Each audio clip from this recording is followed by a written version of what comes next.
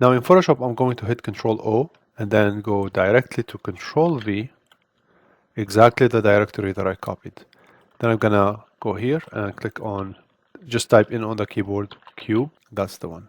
So this is what it looks like. And as you can see, it's quite confusing. Like you think, hey, I think I exported something, but it's not showing anything in here. If you zoom in, before you go blind with that checker, you can start to see that UV layout marking. So to make it a lot easier, I'm going to make a new layer in Photoshop and fill it out with white or black. Here's a pro tip for you in Photoshop. If you click on this button here, that's going to add a new layer on top of the existing layer. And then you're gonna go into this situation where, oh, it's on top of it, and then I have to push it down, and then I would start to be able to see that UV. But the pro tip is, if you click and hold Control, and then you click on that add layer, then it's going to add the new layer below that layer. And now I can quickly fill that. And now you can see here, I don't need to make that extra step and moving those layers. Of course, you can hit D on the keyboard. So now you default the A and B color, okay? And now when I hit Alt and Backspace, it is black. If you cannot still see the UV, and it's very difficult to see, you can change the brightness of the UV layout here. Now, please keep in mind that we don't actually need that UV layout to be exported with the image later, unless you want it for aesthetic purposes, meaning that ultimately I'm going to delete this. So I don't really care if I modify it in a way that looks very different from the original. Right? So if I make it like this, now it's a lot easier for me to see.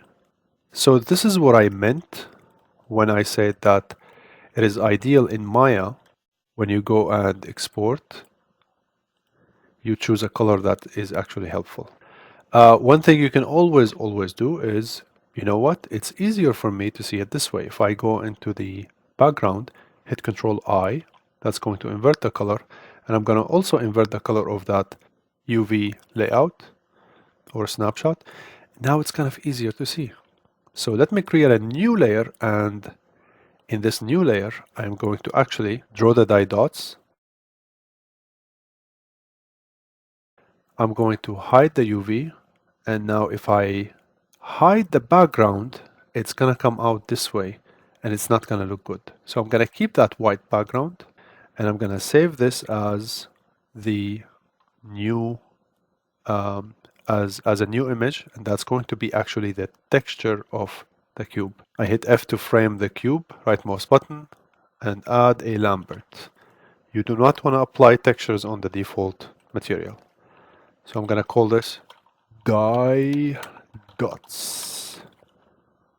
All right, color, file, and this is the one that I need, and hit open. So it does not show the texture because by default Maya is set for shaded but not for textured. If you hit 6, that's going to be the textured mode, and that is your cube.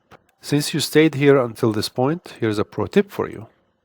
If I go into Photoshop and show that UV and keep it, I'm going to go and click here, reload. Check this out.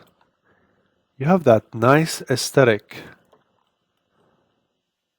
It's not really that huge, but it at least gives you an idea that, hold on, I can actually go and elaborate on this. Here's a new layer, choose this one. It would look like this. A kind of a stylized version. This is missing because I did not paint in here or here.